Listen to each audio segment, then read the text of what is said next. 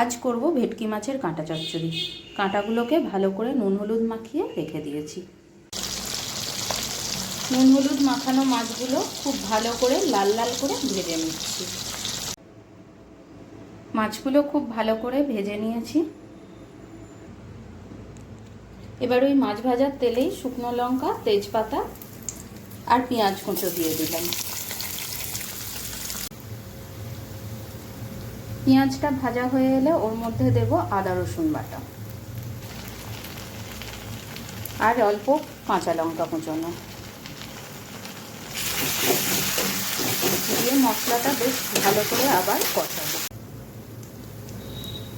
এবার দেব নুন, হলুদ, ধনের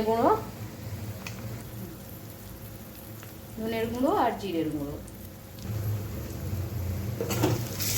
এবার ভালো করে এটাকে আবার কষাবো।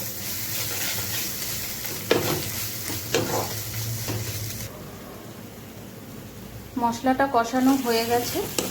এবার ওর মধ্যে দিয়ে দেবো আমার ভেজে রাখা মাছগুলো।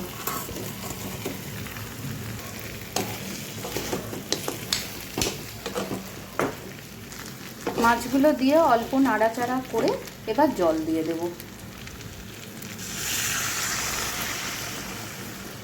জলটা খুব বেশি দেব না, যাতে গ্রেভিটা মাখা মাখা মতো হয় সেরকম।